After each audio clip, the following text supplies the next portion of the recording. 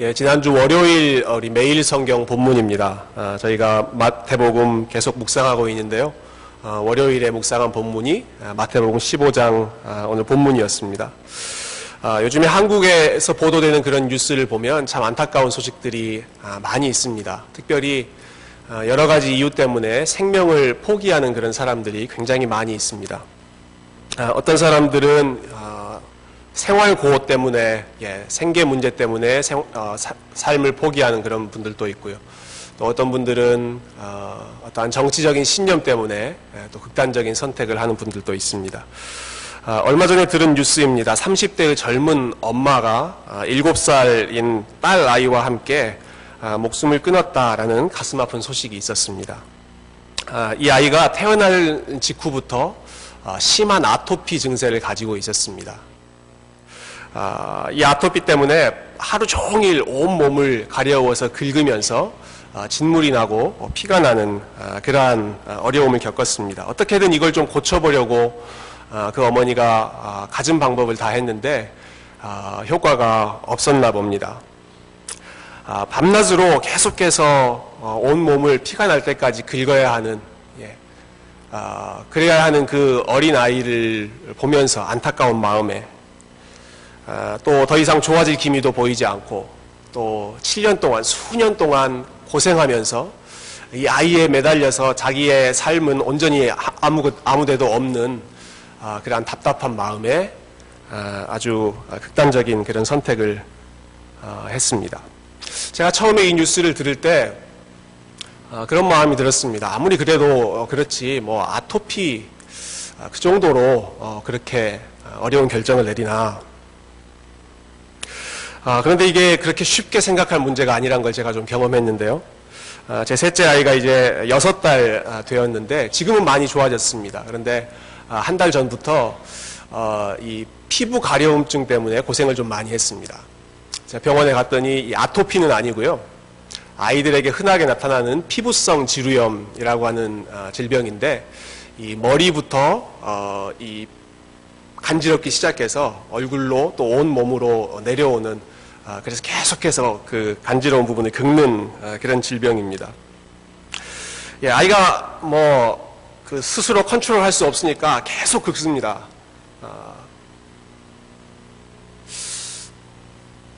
이 설교를 분명히 한국에 계신 부모님이 들으실 텐데 걱정하실 것 같네요. 지금 괜찮아졌습니다. 그런데 계속 긁는데요. 어떻게든 안 긁게 해보려고 손톱도 짧게 깎아보고 또는 장갑도 씌워보고 어떤 때는 손을 못 움직이게 이렇게 팔로 이 보자기로 온 몸을 칭칭 동여 감기도 했습니다. 그런데 팔을 이렇게 감아 놓으니까요. 얼굴을 이제 온 바닥에 이렇게 비비면서 어떻게든 그렇게 가려움증을 해소해보려고 몸부림치는 모습을 보았습니다. 그런 모습 보니까 참 가슴이 아프더라고요. 요즘에 저를 보실 때마다 조 목사가 흰머리가 계속 는다. 공부하는 게 그렇게 힘든가 물어보시는 분들이 있는데요.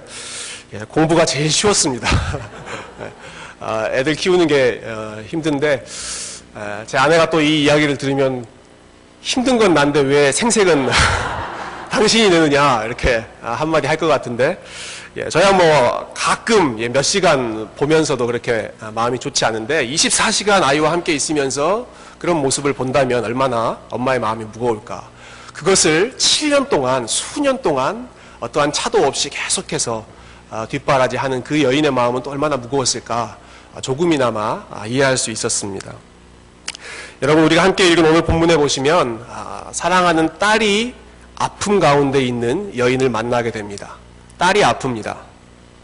그런데 단순히 아토피나 피부염 정도가 아니라 오늘 본문에 보니까 흉악한 귀신이 들렸다라고 기록하고 있습니다. 이 딸 아이에게 흉악한 귀신이 들려서 오랜 기간 동안 육체도 피폐해지고 마음도 영혼도 심령 깊은 곳까지 피폐해졌습니다. 아마 이 문제를 해결해 보려고 백방으로 알아보고 이 엄마가 돌아다녔겠죠. 그런데도 좋은 방법을 찾지 못했습니다. 그러던 차에 반가운 소식이 들렸습니다. 그것은 예수라고 하는 사람이 있는데 이분이 질병을 잘 고친다라는 것입니다. 특히 귀신을 잘 쫓아낸다라는 그러한 소식이, 그러한 소문이 이 여인의 귀에 들렸습니다. 어떻게 했겠습니까? 이 예수님을 찾아서 발벗고 나섰겠지요. 다행히 또 감사한 것은 이분이 자기가 살고 있는 지역 근처에 지금 가까이 와 계신다라는 소식을 들었습니다. 당장 예수님께 달려가서 예수님께 사정하기 시작합니다. 22절에 보니까 이 여인이 소리를 질렀다 이렇게 기록하고 있습니다. 소리를 질렀습니다. 주변 사람들 의식할 것도 없고 너무나 간절한 마음에 예수님 보자마자 소리를 지르면서 다윗의 자손 예수여, 내 딸을 좀 불쌍히 여겨주십시오. 내 딸을 좀 고쳐주십시오. 간절하게 소리를 질렀습니다.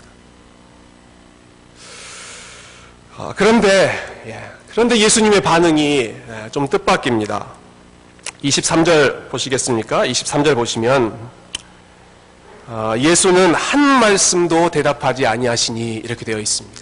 예수는 한 말씀도 대답하지 아니하셨다. 이 여인의 간절한 부르짖음에 예수님이 한 말씀도 대답하지 않으셨습니다. 여러분, 우리가 어떠한 난처한 일이 있어서 누군가에게 부탁할 때 참 믿을 만한 그런 사람, 꼭 도와줄 수 있는 그런 사람에게 부탁할 때 그 사람이 내 부탁을 거절하면 굉장히 기분이 나쁘죠. 그보다 더 기분 나쁜 일이 있습니다. 들은 척도 하지 않는 것입니다. 분명히 집에 있는 걸 내가 아는데 전화를 해도 받지를 않고, 이메일을 보냈는데 나에게 답장도 없고, 혹은 카톡 메시지를 보냈는데 분명히 그 옆에 일자 숫자가 없어져서 내 메시지를 들은 게 분명한데 그런데 아무런 반응을 나에게 해주지 않을 때 굉장히 기분 나쁘죠. 이 사람이 나를 무시하나 그런 생각이 듭니다. 이 여인이 예수님께 간절히 부르짖고 있는데 예수님이 한 말씀도 대답하지 않으셨을 때 그런 마음 들지 않았을까 싶습니다. 저 사람이 나를 무시하나. 그런데도 이 여인이 포기하지 않고 계속해서 부르짖었습니다. 얼마나 열심히 부르짖었던지 이제는 그 옆에 있는 제자들이 나서서 예수님을 독촉합니다. 예수님, 아까부터 저 여인이 계속해서 시끄럽게 부르짖고 있는데 주님, 빨리 귀신 쫓아내고 빨리 집으로 돌려보내고 좀 조용히 있읍시다. 예수님 좀 고쳐주시지요. 옆에서 제자들이 나서서 그렇게 독촉할 정도로 예수님이 무관심하셨습니다. 제자들의 독촉을 받을 그때야 비로소 예수님이 퉁명스럽게 한마디 하십니다. 24절 말씀입니다. 예수께서 대답하여 이르시되 나는 이스라엘 집에 잃어버린 양 외에는 다른 데로 보내심을 받지 않았다. 여러분, 지금 이 여인은 이스라엘 여인이 아니거든요. 가나안 여인이라고 기록되어 있거든요. 이방인 여인이거든요. 예수님의 이 말씀은 내가 온 주된 목적은 이스라엘 사람들을 위한 것이지 이 여인, 이 가나안 여인은 상관없는 일이다. 이런 식으로 지금 말씀하고 있는 것입니다.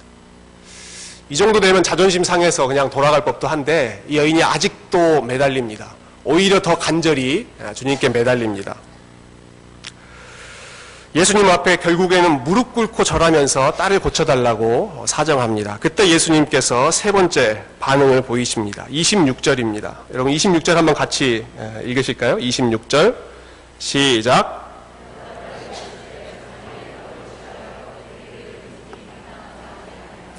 자녀의 떡을 취하여 개들에게 던짐이 마땅치 않다 이렇게 말씀하셨습니다. 어떤 말인고 하니 이스라엘 백성들을 고치고 도와주는 것은 자녀들에게 떡을 주는 일이다. 그렇지만 이방인들을 도와주는 것은 자녀의 떡을 개에게 던지는 일이다. 이렇게 말씀하신 거죠. 이 이방 여인을 개에 비유해서 지금 말씀하고 있는 것입니다. 여러분, 예수님의 그 거룩하신 입에서 개를 이야기하신 것 굉장히 어색하죠. 굉장히 불편한 사실입니다. 그래서 어떤 신학자들, 성경학자들은 이걸 어떻게 좀 부드럽게 풀어볼까 해서 여기서 말한 개는 그냥 길거리에 지나다니는 그런 똥개가 아니라 집에서 키우는 아주 예쁜 애완견이다. 이렇게 해석하는 사람들이 있습니다. 그러니까 이 이방 여인을 개라고 지금 예수님이 불렀지만 그것은 마치 강아지를 키우는 사람들이 애착을 갖고 있는 것처럼 이 여인에게 그렇게 애착을 보이신 것이다. 이렇게 풀어나가는 것이죠. 아마 미국 학자가 아니었을까 싶습니다. 이 나라가 워낙 강아지를 좋아하니까요. 그렇지 않습니다. 개는 개입니다. 이 거룩한 강단에서 개 얘기를 너무 많이 해서 죄송한데요. 성경에 이 개라고 하는 단어가 나올 때는 항상 모욕적인 단어였습니다. 다윗이 골리앗과 싸우려고 나갔을 때 지팡이 들고 나가죠. 그때 골리앗이 다윗을 보면서 네가 나를 개로 알고 지금 지팡이 들고 나오느냐 그랬습니다. 유대인들은 실제로 이 당시에 이방인들을 개처럼 여겼습니다. 이런 교만한 유대인들을 향해서 나중에 사도 바울은 빌립보서 3장에 보면 개들을 조심해라. 여기에서 개는 유대인들, 그 교만한 사람들을 조심해라. 이 개는 항상 부정적인 그런 말이었습니다. 그러니까 이 여인을 모독하는 발언이죠. 아마 이 여인이 그 의미를 가장 분명하게 캐치한 것 같습니다. 그래서 27절에 이렇게 대답하기를 여자가 이르되 주여 올소이다마는 개들도 제 주인의 상에서 떨어지는 부스러기를 먹나이다. 주님께서 지금 저를 개라고 부르셨는데 맞는 말씀입니다. 맞는 말씀입니다. 옳은 말씀입니다. 그렇지만 개도 떨어지는 그 부스러기 조각들 좀 먹지 않습니까? 저에게 그거라도 좀 하나님 은혜 베풀어 주십시오. 주님 은혜 베풀어 주십시오. 이렇게 요청하는 것입니다. 본문에 기록된 예수님의 모습 여러분 어떻게 느껴지십니까? 우리가 일반적으로 알고 있는 예수님의 모습과 좀 많이 다르죠. 우리에게 친숙한 예수님의 모습은 수고하고 무거운 짐진 자들아 다 내게로 오라. 내가 너희를 쉬게 하리라. 이렇게 약속해 주시는, 웰컴해 주시는 우리 주님 아니십니까? 우리가 지난주 설교에서도 분명히 들었지만 세례 요한이 죽고 개인적인 상심이 가득해서 혼자 있고 싶은 그 순간에도 많은 그 무리들이 예수님 도움 필요해서 오니까 그들 다 쫓아보내지 않고 귀찮다고 여기지 않고 오히려 그들을 불쌍히 여기셨던 게 예수님의 익숙한 그런 모습이죠.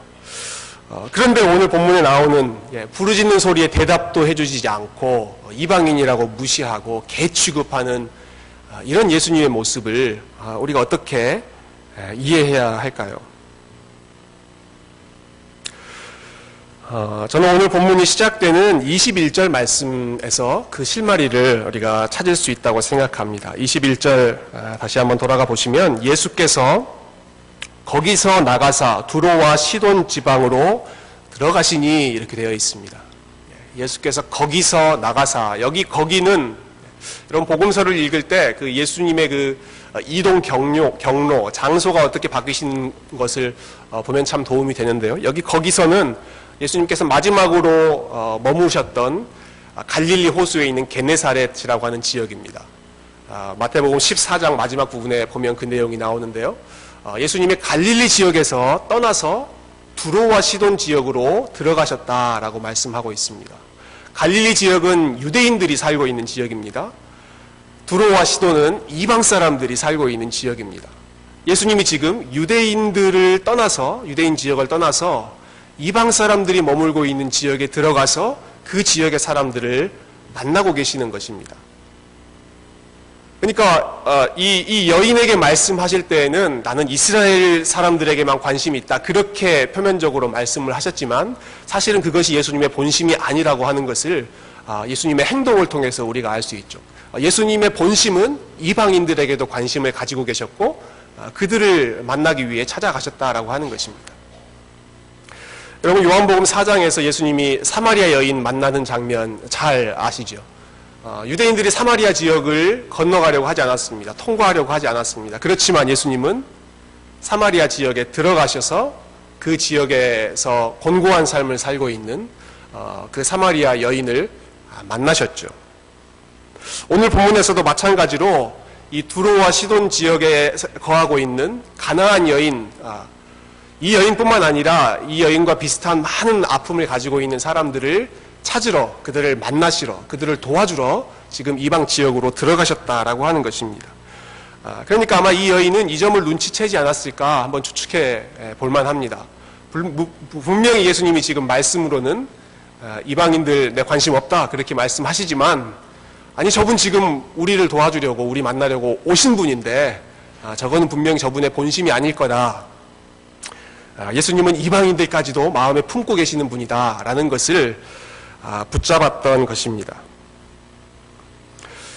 여러분 잘 아시는 것처럼 마태복음은 특별히 유대인을 대상으로 기록된 복음서입니다. 그래서 구약 성경 예언도 많이 나오고요. 예수님이 회당에 들어가셨다라는 그러한 내용도 많이 나오는데, 재미있는 것은 마태복음을 읽다 보면 항상 중요한 포인트마다 유대인보다 이방인들이 더 높은 대접, 높은 인정을 받는 장면들이 나옵니다. 예수님이 탄생하셨을 때 유대인들 또 헤롯 왕 관심 없었죠. 그렇지만 멀리 이방에서 온 동방박사들이 예수님을 경배하는 그러한 자리에 있었습니다. 유대인 중에 유대인이라고 하는 이 바리새인들은 사사건건 예수님 발목 잡으려고 하고 어떻게든 예수님 말씀, 행동에 꼬투리 잡으려고 그렇게 하지만 오히려 이방인들은 예수님께서 칭찬해 주십니다.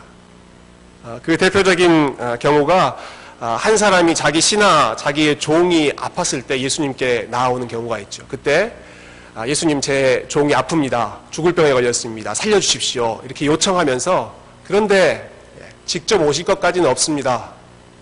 예수님 말씀의 능력이 있으시니까 그냥 말씀만 해주시면 집에 있는 제 하인이 나을 것입니다. 이렇게 고백합니다. 예수님이 그 사람의 고백을 듣고 내가 이스라엘 어디에서도 이만한 믿음을 본 적이 없다 이렇게 인정해 주셨는데, 그 사람이 로마인 백부장입니다. 이방인입니다.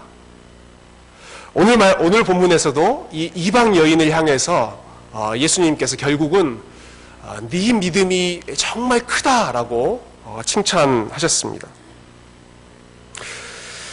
예수님의 냉담한 반응에도 불구하고 이 예수님을 놓치지 않고 끝까지 붙들었던 이 여인의 모습은, 아무리 많은 기적을 경험하고 또 아무리 많은 그러한 좋은 말씀을 가까이에서 들었지만 계속해서 예수님을 거부하고 고집스럽게 예수님을 배척했던 이 유대인 바리새인들의 모습과 분명한 대조를 이루고 있습니다. 즉 이 이야기는 자기 잘난 맛에 살고 있는 이 유대인들을 좀 부끄럽게 하는 그런 이야기입니다. 아마 이 마태복음 이 복음서를 처음 이 유대인들이 들었을 때 이 본문에서 굉장히 좀 언짢지 않았을까 하는 생각이 듭니다. 아니 저 이방 여인을 예수님께서 저렇게 칭찬해 주시다니, 그런 마음이죠. 유대인들을 부끄럽게 하는 그런 의도가 있는 동시에 또 다른 한편으로는 어떤 사람이라고 하더라도 아무리 신분이 천하고 아무리 그 출생이 나쁘고 아무리 어려움 가운데 있는 사람이라고 하더라도 하나님의 은혜로부터 제외될 수 있는 사람은 한 명도 없다라고 하는 것을 또 보여주는 이야기이기도 합니다. 여러분, 유대인들이 개처럼 취급했던 이 이방 여인, 어쩌면 아주 영적인 그런 질병으로 인해서 어쩌면 사람들이 손가락질했을, 참 저주받은 그런 삶이다라고 말했을지도 모르는 그 여인에게 예수님이 찾아가시고, 그 여인도 예수님이 품으시고, 그 여인도 예수님이 만나시고, 그 믿음을 우리 주님께서 인정해 주신다. 하나님의 은혜로부터 제외될 수 있는 사람은 아무도 없다. 사랑하는 성도 여러분, 하나님의 은혜가 미치지 못하는 그럴 정도로 망가진 사람은 아무도 없습니다. 아무리 우리의 삶이 무너진 것 같아 보이고 비천해진 것 같아 보여도 하나님께서는 그 사람에게 은혜를 베풀어 주십니다. 우리 예수님은 두로와 시돈 지역까지도 들어가시는 분이셨습니다. 사마리아 지역도 들어가시는 분이셨습니다. 정말 그 당시에 소외되고 연약한 그런 사람들까지도 만나시고 그들을 일으켜 세워주시는 분, 결국에는 그들의 믿음을 일으키시면서 네 믿음이 정말 크다라고 칭찬해 주시는 분, 이분이 우리가 믿는 예수님인 것입니다. 예수님께서 무엇 때문에 이 여인의 믿음을 칭찬하셨을까요? 그것은 예수님의 무관심과 또 무반응에도 불구하고 예수님을 끝까지 붙들었던 그런 끈질긴 믿음입니다. 조금 더 정확하게 표현한다면 오히려 예수님의 반응이 냉담할수록 또 무관심한 것처럼 보일수록 더 예수님 앞에 매달렸던 이 여인의 믿음입니다. 오늘 본문을 읽다 보면 재밌는 장면 하나를 볼 수 있는데, 그것은 이 여인과 예수님 사이의 거리가 점점 가까워지고 있다라고 하는 것입니다. 처음에는 예수님께서 이 여인이 살고 있는 지역으로 들어오십니다. 그 소문을 듣고 이 여인이 예수님을 만나려고 보려고 찾아옵니다. 그렇지만 아직까지 가깝진 않았습니다. 멀리서 소리를 질러야지 예수님이 들으실 정도, 그 정도 거리에 있었습니다. 예수님이 아무 대답을 하지 않으십니다. 무시하는 것 같은 그런 반응도 보이십니다. 그럴수록 이 여인이 예수님 앞에 더 가까이 나아갑니다. 더 가까이 나아가고 마지막에는 예수님 발 앞에 엎드려서 그분께 절하면서 부탁했다라고 오늘 본문이 기록하고 있습니다. 예. 저는 이 물리적으로 점점 가까워지는 이 거리가 이 여인과 예수님 사이의 그런 영적인 거리도 가까워지는 것을 좀 상징적으로 보여주는 것이 아닐까, 그런 생각을 해보았습니다. 이 여인에게 있어서 딸의 아픔, 자기의 개인적인 그러한 비극은 결국 예수님께 더 가까이 가도록 이끄는 그러한 계기, 그러한 원동력이 되었다라고 하는 것이죠. 마찬가지로 우리의 삶에서 많은 어려움들이 있을 때, 예상하지 못했던 그러한 일들을 만날 때 우리가 주님께 더 가까이 나아가게 됩니다. 어려움이 생기면 처음에는 그 문제를 해결해 보려고 하나님 고쳐주십시오, 하나님 해결해 주십시오 매달리면서 주님 앞에 가까이 나아가죠. 하나님께서 곧바로 문제를 해결해 주실 때도 있고, 또 어떤 때는 오늘 본문에 나오는 이 가나안 여인처럼 한 번이 아니라 두 번, 세 번 이렇게 딜레이 시키실 때도 있습니다. 그럴 때면 우리 마음 가운데 실망하고 주님 원망하는 마음, 또 불평하는 마음 드는 것이 인간적인 마음이죠. 어떤 때는 우리가 하나님을 협박하기도 합니다. 하나님, 계속해서 이렇게 안 들어주시면 저 교회 그만 나갈랍니다. 제가 아는 그 선배 목사님 한 분이요, 오랫동안 기도한 제목이 있는데 계속 그 응답이 안 되더랍니다. 그래서 나중에는 화가 나서, 하나님, 조폭들도 의리가 있다는데 이 정도 기도하고 매달렸으면 하나님 좀 들어주셔야 되는 거 아닙니까? 그렇게 따졌다고 하는데요. 여러분, 사실 우리가 이렇게 하나님께 따지고 또는 원망하고 불평하는 것 역시도 뒤집어 보면 우리가 하나님께 가까이 있다라고 하는 것을 반증해주는 그러한 모습입니다. 하나님 상관없으면 하나님께 매달릴 일도 없고 원망할 일도 없죠. 그렇지만 어떻게든 하나님 가까이 있어 보려고 하는 몸부림이 때로는 불평이나 원망이나 그러한 탄식으로 나오는 것이죠. 마치 시편에 나오는 많은 그런 탄식의 시, 또 예레미야 선지자가 고백했던 그러한 탄식의 고백이 불신의 고백이 아니라 그것이 오히려 믿음의 고백이었던 것처럼 말입니다. 고난은 우리를 항상 하나님에 대해서 더 많이 생각하게 합니다. 하나님을 더 의식하게 합니다. 문제를 해결해 주십시오라고 부르짖는 그 간절함 가운데 하나님을 의식하고, 또는 문제가 딜레이 될 때에는, 해결이 딜레이 될 때에는 또 하나님께 좀 떼쓰면서 원망하면서도 여전히 하나님을 의식하고, 하나님께 실망했다라는 고백을 하면서도 여전히 계속해서 머릿속 가운데 하나님을 의식하고, 그런 일이 없었다면 전혀 하나님을 의식하지 않았을 그런 사람들이 고난 가운데 하나님을 점점 더 많이 의식하게 되더라는 것이죠. 그래서 우리는 원치 않는 그런 일이지만 고난은 하나님께 더 가까이 나아가게 하는 최고의 도구이기 때문에 하나님께서 우리의 삶에 때로는 하나님께 더 가까이 나오게 하려는 그러한 목적으로 고난을 허락하시는 것이 아닌가. 여러분, 우리의 삶이 힘들면 힘들수록, 어려우면 어려울수록 그것 때문에 더 하나님 앞에 가까이 나아가는 삶이 되었으면 좋겠습니다. 그것 때문에 우리가 하나님으로부터 멀어지는 것이 아니라 그것 때문에 더 하나님께 가까이 나아가고 더 하나님께 매달리는 그러한 삶, 마치 욥이 보여주었던 것처럼, 욥이 하나님 찬양도 하고 원망도 하고 그랬지만 하나님과 이렇게 계속해서 몸부림치면서 결국에는 하나님을 뵙고 그 하나님의 능력을 경험하고 하나님을 인정했던 그 욥의 모습처럼 그 과정을 통해서 하나님께 더 가까이 나아가는 것이 성도의 특권, 성도의 영적인 유익이다라고 하는 것이죠. 마지막으로 저는 이 여인의 겸손한 모습에 대해서 한번 생각해 보고 싶습니다. 우리가 하나님께 가까이 나아갈 때 반드시 자연스럽게 나타나는 반응은 우리가 하나님 앞에서 더욱 겸손해진다라고 하는 것입니다. 이 여인이 예수님께 점점 더 가까워가고 있다라고 말씀드렸죠. 가까워가면 갈수록 이 여인의 자세가 주님 앞에 점점 더 낮아지고 있습니다. 멀리서 그냥 소리만 질렀다가 나중에는 주님 발 앞에 엎드리고 경배할 정도로 그 자세가 낮아졌습니다. 예수님께서 지금 이 계시는 곳이 두로와 시돈 지역이다라고 제가 말씀드렸는데요. 이 두로와 시돈 지역은 겸손함과는 거리가 먼 지역입니다. 이 지역 사람들은 겸손함과는 거리가 먼 사람들입니다.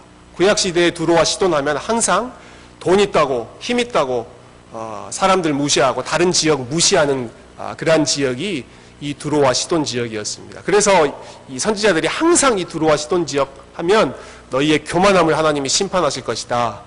무섭게 경고했죠. 구약성경 한 구절만 우리가 한번 찾아보실까요? 에스겔 28장인데요.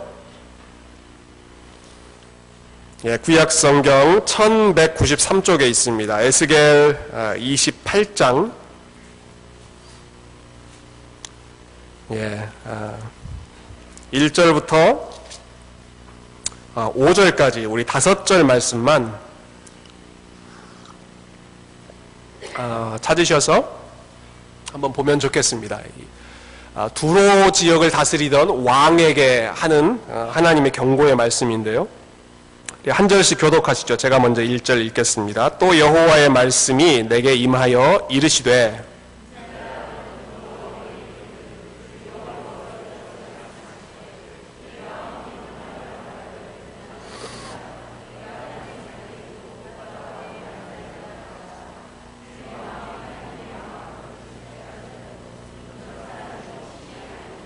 네가 다니엘보다 지혜로워서 은밀한 것을 깨닫지 못할 것이 없다 하고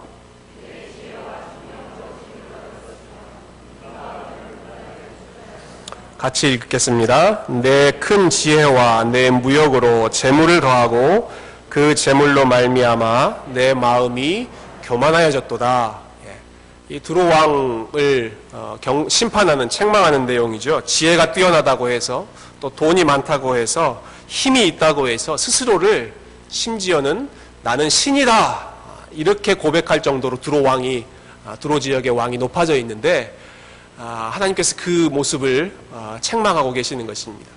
이것이 두로와 시돈 지역의 사람들 그러한 모습인데 오늘 본문에 있는 이 여인의 모습은 오히려 정반대의 인간이 보여줄 수 있는 가장 낮은 모습을 지금 주님 앞에 보이고 있다라는 것입니다.